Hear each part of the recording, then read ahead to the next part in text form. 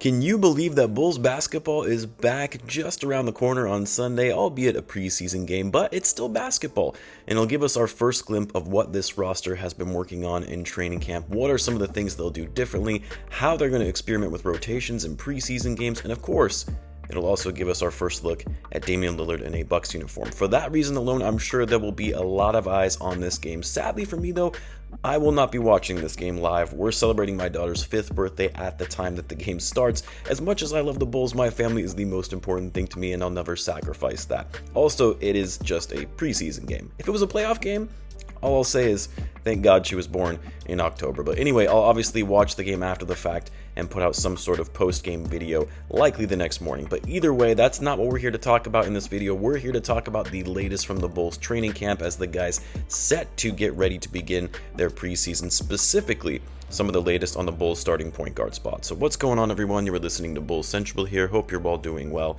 Now, based on what's been reported coming out of camp from our great beat writers, the guys have been dividing up into 4 groups, 4 teams, if you will. And what's noteworthy is that Coby White has been exclusively playing point guard, not shooting guard, and hasn't been playing off ball. In other words, for his specific team, he's been running the point as the floor general and has been running point with the starters. Jevon Carter and Ayo Dosunmu have been sharing point guard duties as part of another group, and then Carlik Jones and Quentin Jackson are running point guards for the other 2 groups.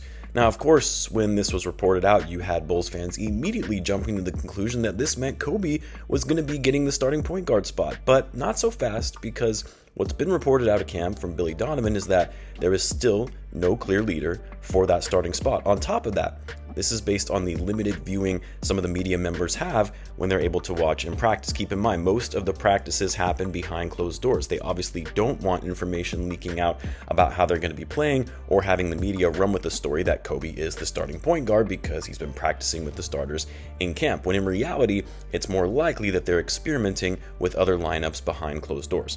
What I will say though, is I do think it's interesting that Coby is exclusively playing point guard and not playing off ball, because we've said quite a bit here on the channel, as well as the general sentiment around the fan base, that Coby is best suited as a 2 guard playing off ball.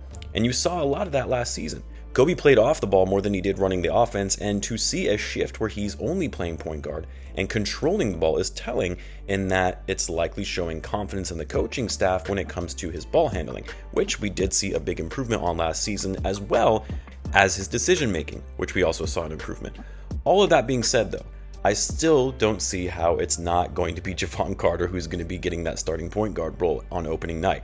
Now, it may not be Jevon to open the preseason because the preseason is a time to experiment, like I said, but when it comes to games starting to matter and the Bulls needing to stack wins, it's going to be Jevon Carter. And a lot of that is because we know Billy Donovan loves his veterans. We also know that even though Billy's job is for the most part safe, it shouldn't be, but we know that he's starting a new contract and the front office loves him. But because this is a critical year for Billy, in which he has to turn things around, when the Bulls have invested all of this talent and they can't even make the playoffs, he knows he has to start winning. And making a risky decision like starting Coby White, who, don't get me wrong, is still a great player. I would even argue that he is a better player than Jevon Carter, with obviously more upside given his age. But you're going to go with the more experienced, savvy veteran. And also, more importantly, needing that balance between offense and defense.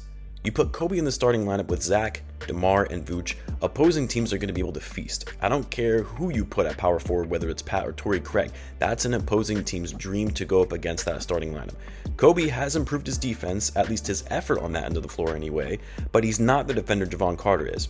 And you need a strong perimeter defender who is also going to help you space the floor on offense, and that's what you're getting in Jevon Carter. The other thing coming out of camp is that, at least at the time of this recording anyway, everyone is still practicing. Guys are healthy, except for Lonzo, of course. They're starting to get in the film room and analyzing plays. Practices are getting a little more rigorous, 2-a-days, scrimmages. Obviously, they're still continuing with the team building stuff out in Nashville. The other thing that I thought was noteworthy was that Billy Donovan did mention that he's seen a lot of improvement from Julian Phillips, from how he's showing up compared to what he was doing in Summer League. Having the game slowed down for him, improving his footwork in the paint, reading defenses better, all that stuff is great, because while I think Phillips likely won't be seeing a lot of playing time this season unless there is an injury, I do think it's encouraging that one of your few young players, your future pieces, is showing improvement from the get-go. Phillips is only 19. He was actually the number 14 recruit in the nation coming out of high school. The dude has a lot of upside, and it's why the Bulls were aggressive in pursuing him in trading into the draft to get Phillips. And then, of course, the other piece is the Bulls need bigs. They need rim protectors. Phillips offers that. So hopefully we continue to see that development and improvement from their young rookie. Also, evidently, Dalen Terry has been shooting the ball better. That's encouraging, although we'll see if that actually translates into games because man's shot last season was yikes. Not that he really had opportunities to shoot in games because he rarely played, but still, we all know it's something he absolutely needs to work on. For me, though, I'm still more curious how these guys are going to be running the offense more through Vucevic, like they talked about in Media Day. There hasn't been a ton coming out of camp as far as how that's been looking like yet, whether they're trying to get Vucevic more involved as a playmaker in the paint, whether they're going to get him more touches down low and more opportunities on the offense to score around the basket compared to him stepping out and shooting threes. Hopefully, more of that comes out in the coming days leading into the preseason, and we get a glimpse of what potentially that is going to look like. But anyway, curious to see how this new look Bulls team will show up when we see them in the preseason. Have to think this is going to be a nightmare to guard, especially in the pick and roll with Dame and Giannis for the Milwaukee Bucks. Anyway, like I said, I'll have some kind of post-game video out on the game after the fact. In the meantime, as always, guys, be sure to subscribe, and I'll see you in the next one.